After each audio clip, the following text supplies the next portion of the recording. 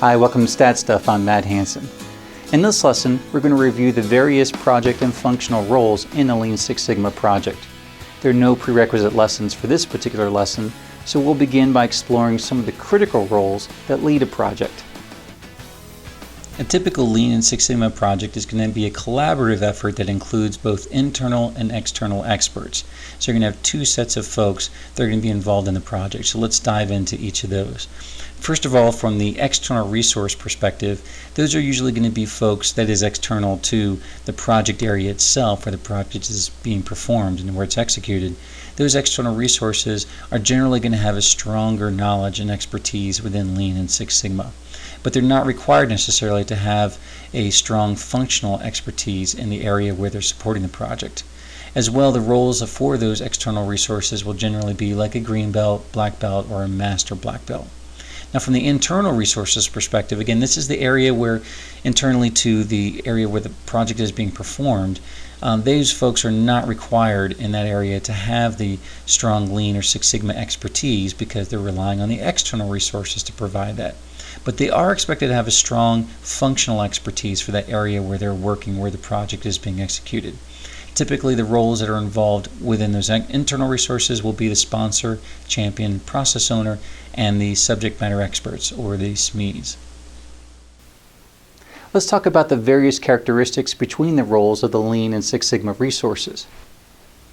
Well, the external resources for Lean and Six Sigma expertise are really going to be made up in three common roles. Basically, it's the green belt, the black belt, or the master black belt.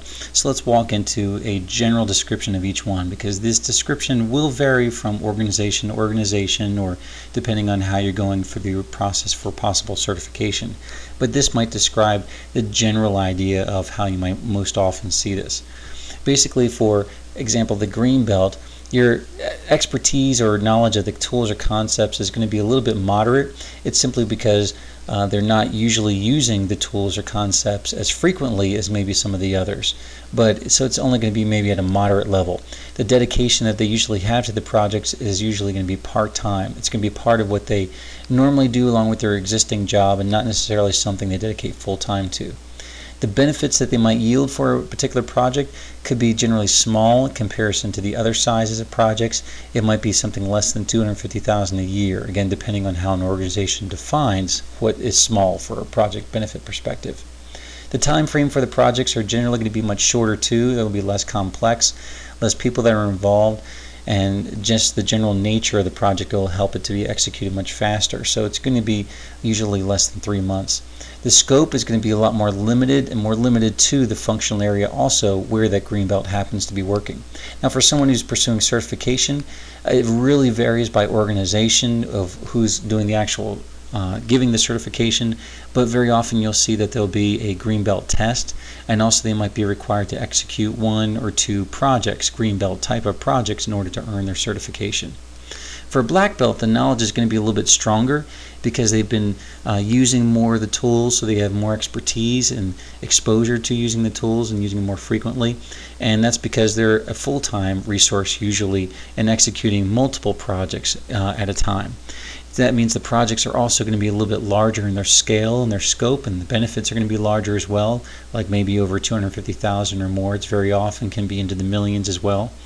The time frame for the projects are going to be much longer though, about 3 to 6 months, because it's going to be more complex with more stakeholders and the bigger team that's usually involved.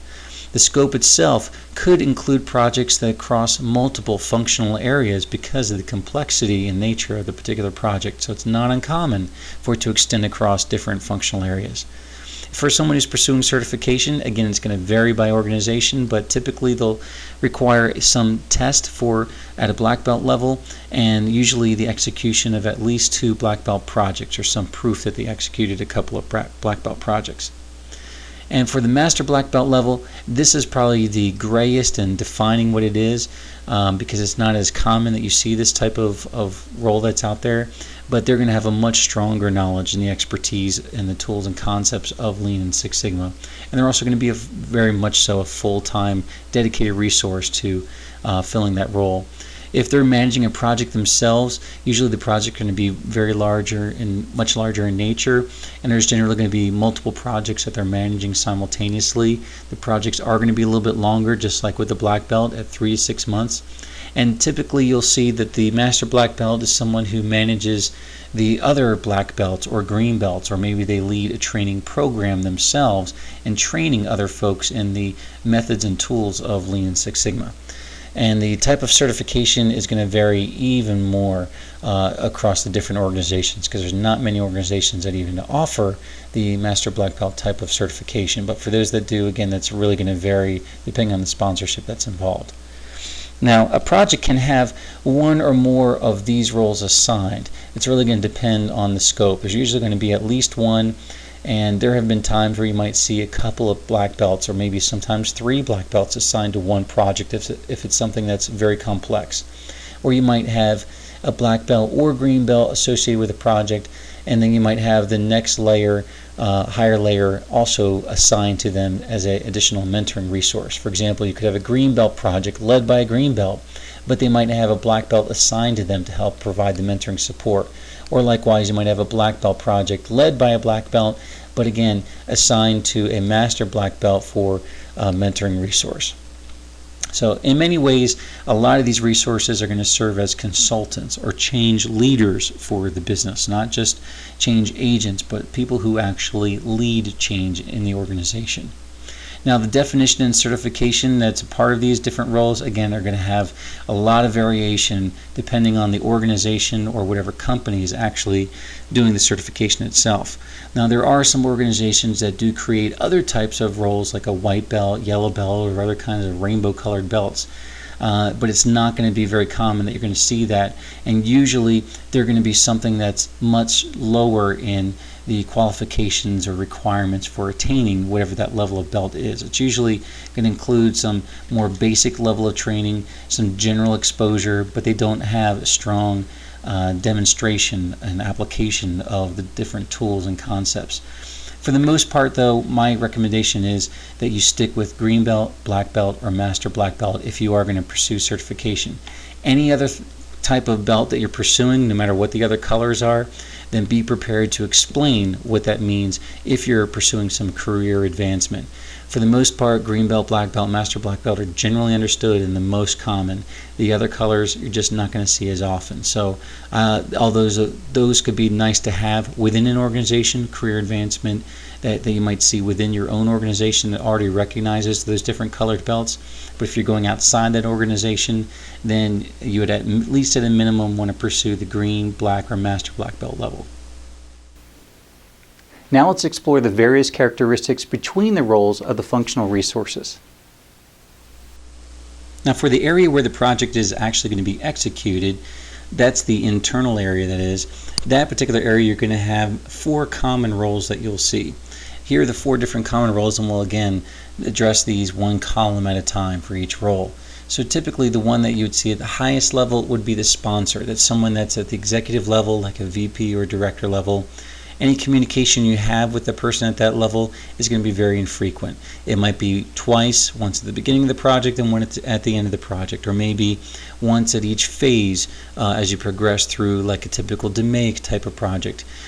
Sometimes sponsors can get very involved and want to be very involved, and so you might communicate with them more frequently, but my recommendation is don't expect to communicate with them, but maybe at least 2, 3, or 2 to 5 times throughout the duration of the project. The ownership, they're the ones who actually own the project itself. They own at least all the processes associated with it. They own all the impacts that it might have across the different departments. So they are where the buck stops in terms of that particular project. They're the ones who have the final decision in whatever resources are provided. If there are any roadblocks that are encountered that you need to have removed, they are that ultimate resource that answers those things that you need and gets you what you need in order to be successful in your project. Usually beneath that person, you'll have the champion at a mid-level. That might be the director or manager level. Generally, the communication is going to be a little bit more frequent, where you might speak with them maybe once every couple of weeks or maybe once a month, depending on the complexity and duration of the project and how involved you need them to be. They're also someone who has the control over the process, and they control all the effects and impacts within the department itself where the project is being executed. They're going to be a strong decision maker. They're going to be the person who's going to get you all the different resources that you need to get it done. Also very helpful in removing roadblocks. Again, they're just going to be at a level that's just beneath that sponsor level. Next, you're going to have a little lower level. Beneath that champion is going to be the process owner. That's typically going to be like a manager, or supervisor, or possibly a lead. It's somebody who is in some sort of leadership role typically, but it's going to be someone who's beneath that champion. The communication we'd have with that type of person is going to be much more frequent, at least maybe once or twice a week. You want to keep this person very much engaged in full agreement with the progress and direction for the project, because this is the person who understands a lot of the details and will help get you what you need to make sure it gets done. They have direct ownership and accountability and responsibility for the process. So you want to make sure that process owner is fully bought in with whatever changes you need to make or how you approach the analysis, all those things, and the progress for the project. You need to get that process owner on your team. And they're the ones who help drive that. They're the ones who are actually executing the elimination of any roadblocks that the champion or sponsor tries to help also remove. So this is a key person you want to get involved with your project. Finally, the last role might be a subject matter expert, which might be one or more folks that you have involved in the team. They're not expected to be someone who's in leadership, and the communication you have with them is really going to be ad hoc, so it really depends on when you need them and how often you need them. They're generally going to be in some sort of support role. They're going to be a person who collects the data for you, or a person who has a certain piece of responsibility within the process that you need to talk to on a periodic basis, or as the need arises for that particular area of the process that they might have ownership of or have some better expertise in. So that there's still critical people, but they're not someone who understands or usually is involved in the bigger picture. They usually have some responsibility in certain pieces of the overall process. So the recommendation is, again, that you just try to keep them engaged, keep them involved, but just understand they're not going to have the same level of ownership and understanding and responsibility as the other three levels. Now, projects are usually going to have multiple SMEs, but you might only have and should really only aim to have one sponsor, one champion, and one process owner. And getting those roles clearly defined at the beginning of the project is going to be very critical. Now, the definition of these roles aren't really going to vary much by different organization or by company. They're going to see those same types of roles typically used across many of them. Some organizations, though, have actual formal certification process for a sponsor or for the champion roles. It's not too often that you see that, but that is something to be aware of, that they have those kinds of certifications available sometimes. Again, it's not going to be recognized to the same level of certification like a green belt, black belt, or a master black belt role might have. All right, before we close this lesson, let's discuss how we can apply some of these concepts in a practical way.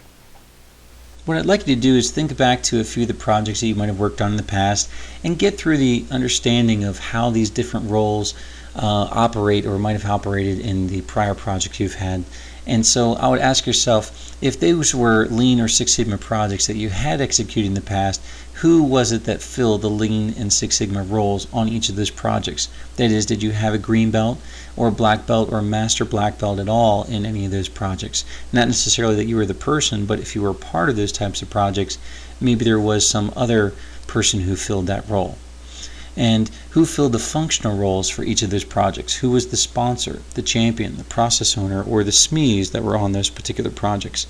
And was there any project that you might have worked on in the past that did not have any of these roles identified?